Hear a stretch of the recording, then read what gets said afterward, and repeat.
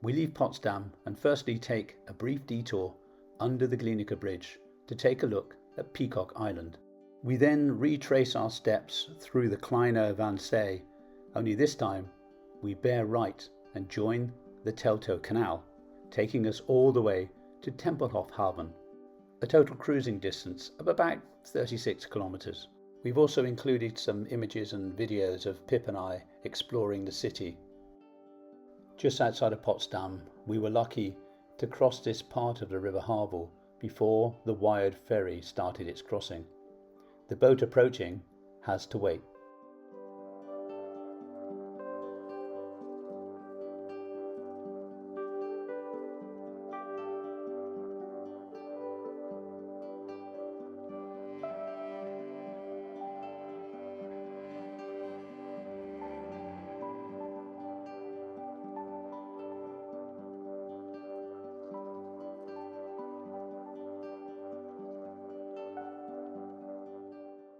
For a potted history of the Bridge or Bridge of Spies, have a look at our Boating in Berlin Part 2 vlog. I won't repeat the history lesson here, I'll just let you sit back and enjoy the ride.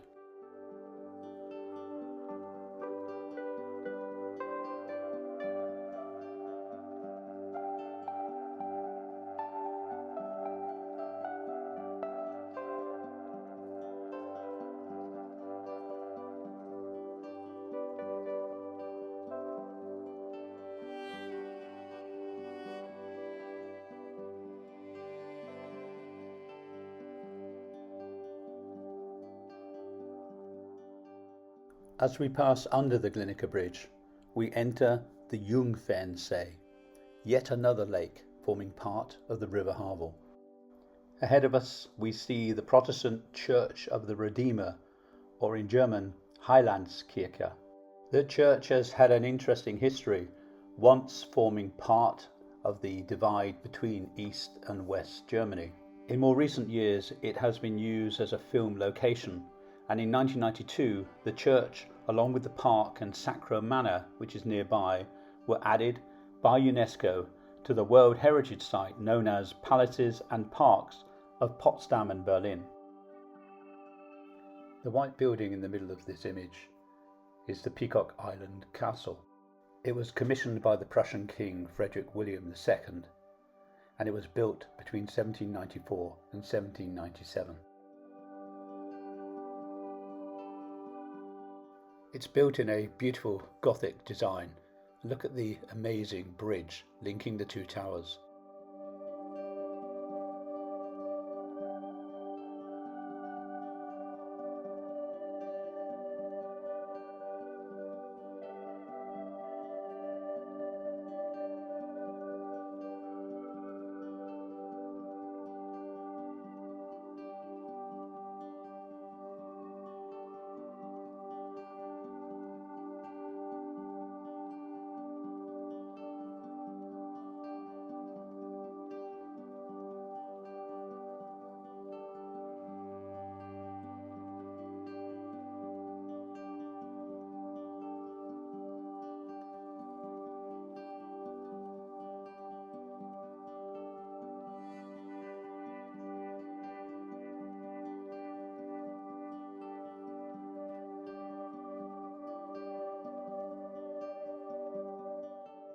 Our first pause on the Teltow Canal was the Kleinmachlow Lock.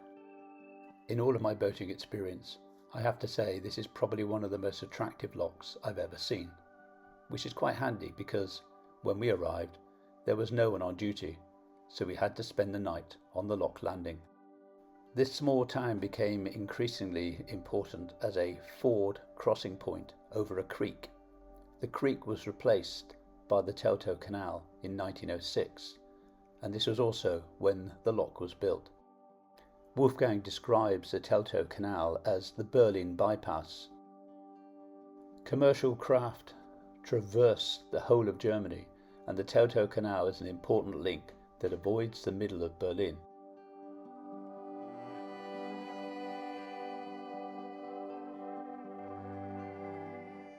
Unable to move, we just enjoyed sunbathing and a Greek meal at a lovely restaurant nearby. But once again, the beer was German. The next morning, the lock is reopened and we're on our way.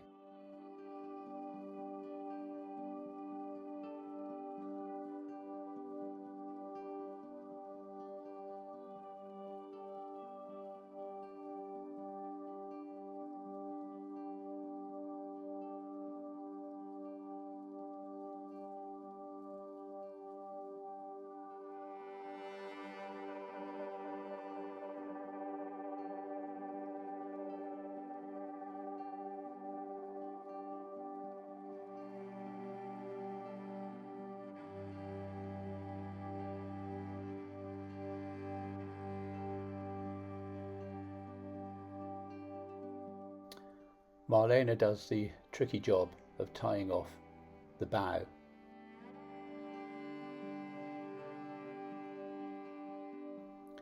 And it's my job to do the stern. And it's my job to film it all.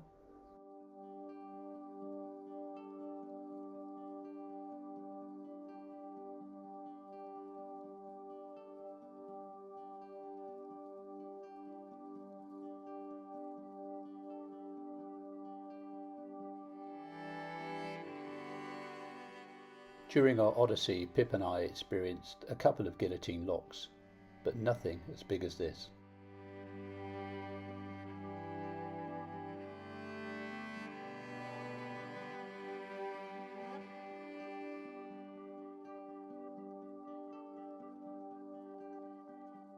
As the enormous lock fills with water, it creates a real drag on the boat, and that's why these lines are so important.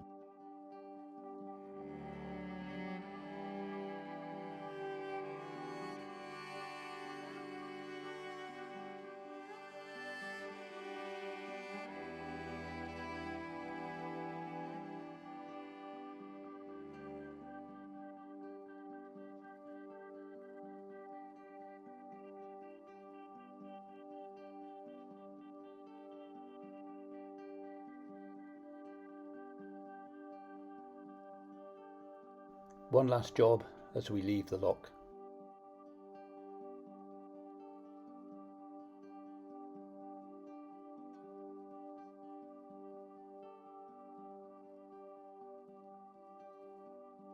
Further up the Teltow Canal, it looked like a group of youngsters were getting some emergency training.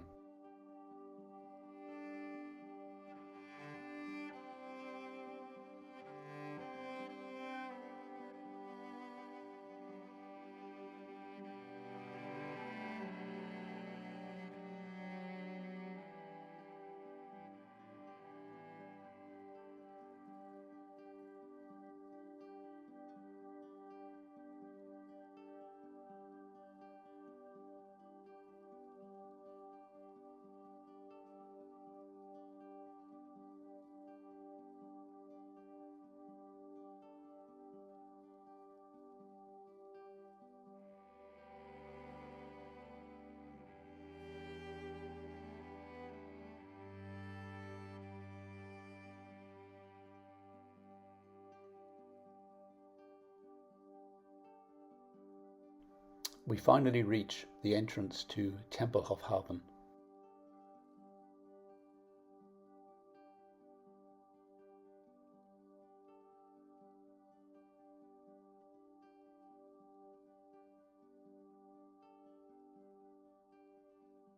The architecture here is awe-inspiring. Both Pip and I were reminded of the huge tobacco warehouses at Liverpool's Stanley Docks.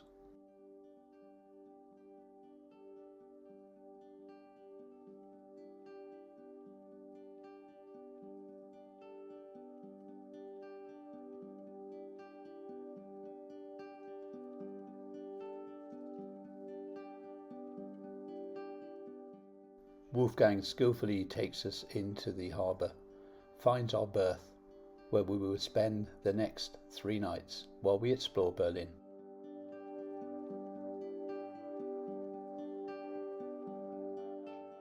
Templehofhafen was once a busy inland canal port, and the evidence of this is plain to see. Today it's surrounded by shops and places to eat, including this very interesting floating fish restaurant. As nighttime falls, we settle down, looking forward to exploring Berlin the next day.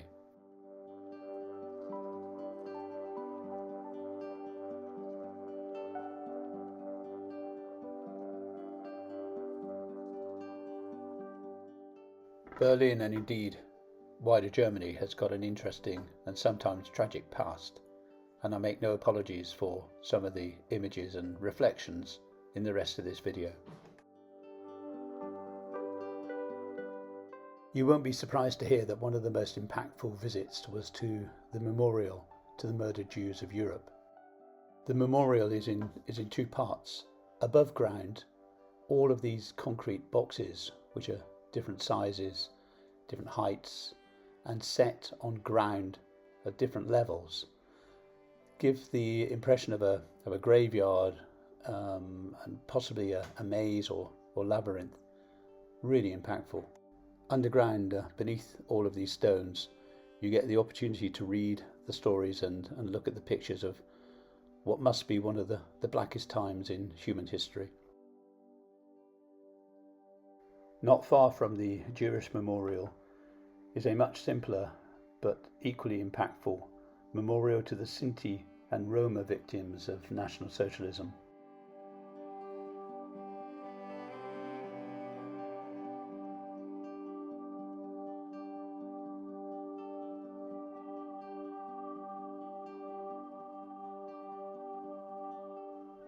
Above the door are the words to the German people. The English architect Norman Foster designed the glass dome that sits on top of the newly rebuilt Reichstag. Its futuristic and transparent design is intended to symbolize Berlin's attempt to move away from a past of Nazism and instead towards a future with a heavy emphasis on a united, democratic Germany. Entry to both the Reichstag and the dome is free of charge, but you do need to book ahead. It's worth a visit. On Friedrichstrasse we find Checkpoint Charlie. This was an old crossing point from the American to the Russian sector of Berlin. The sentry box is not original, but it is at least in the right place. Just in front of the Reichstag we saw these crosses when we were cruising along the River Spree. On the corner of Friedrichstrasse near Checkpoint Charlie is the War Museum. In some places you can still see the wall in situ, like here at Niederkirchenstrasse. The War Museum is fascinating, mainly depicting the many ingenious ways that people found to escape through the war. Like the young lady who sat in the hollowed out passenger seat of this Mini, or the 57 people who used this plank to lower themselves into a tunnel that went underneath the wall. And how about the girl who escaped on the luggage rack of a train? After a hard day's sightseeing, it was time to eat. Oh, and drink, of course. Here the size of my beer was only beaten by the size of my dinner. Oranienburg is a town about 45 minutes train journey north of Berlin. On the edge of the town you will find Sachsenhausen concentration camp. This camp was special in three regards. It was the closest to Berlin, it was the one where most concentration camp guards would receive their training, and it had the administration headquarters for all concentration camps in Europe.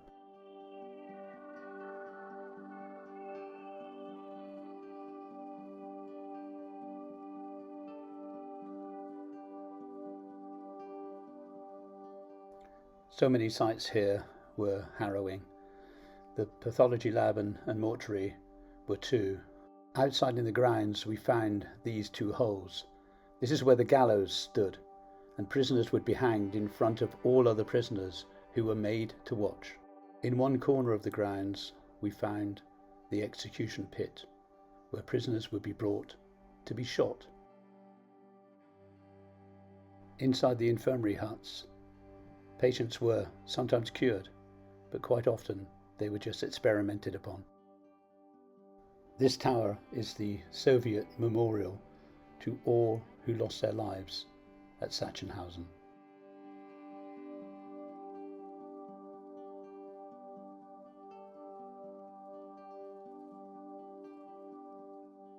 Back in Berlin, these images were taken near the Topography of Terror Museum. If you look closely at this building, you'll see the bullet holes, scars of the tremendous battle that took place when the Russians took Berlin. That night we ate at a Turkish alcohol-free restaurant. I still managed to buy chicken schnitzel.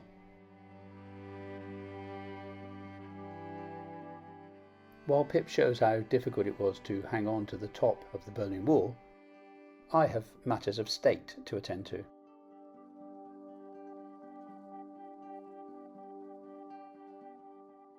Not only is the dome beautiful from the inside, but if you're willing to climb 15 flights of stairs, you can pop outside and get a great view of Berlin.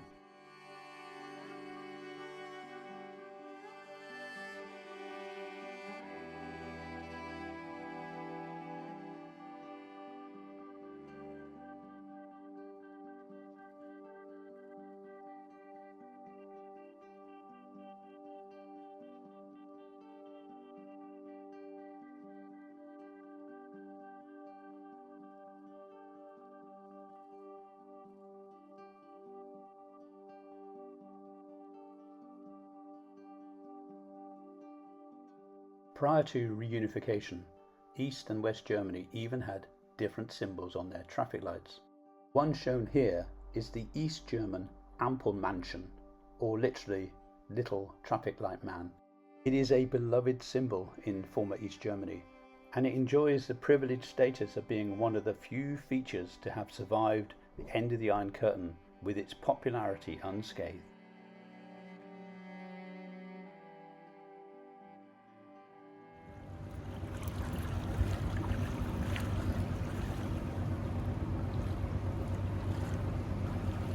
We've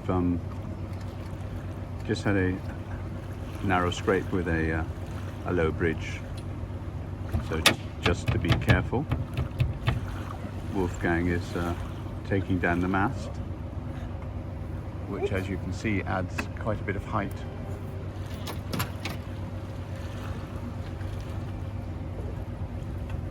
So cut out.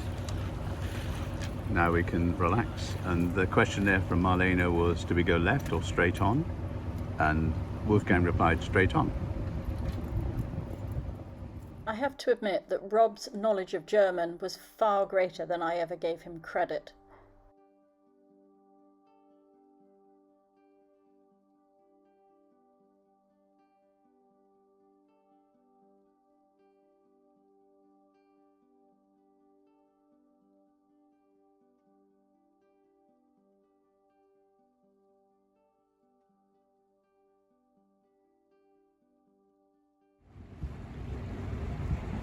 Warum?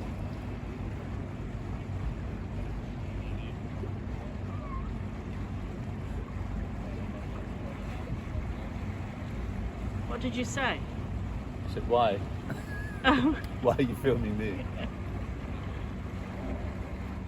Ready? So here we are at the end of our amazing week here in Berlin. We've done a full circle of the route, haven't we? We have. And we've had an amazing time. And we just want to say a massive thank you to Wolfgang and Marlena for their amazing hospitality, but also We'll go around to sharing. Marlene. Yes, bye. You enjoyed also very much. Oh, we have had an amazing time. Yes. And there is Wolfgang. Hello, it was a pleasure to have you on board. Thank you. He's lying, he's lying. No, not really. Now we'll leave you in peace to continue your voyage Yes. all the way back to Bremen, and just thank you for sharing it Thank with you us. very yeah. much. We've had a lovely Fantastic. Signing out. We will see you. Marlena and Wolfgang truly are two of the most generous people we've ever met, and it's always sad to say goodbye to them, and of course to Old Gilly. Auf Wiedersehen until the next time.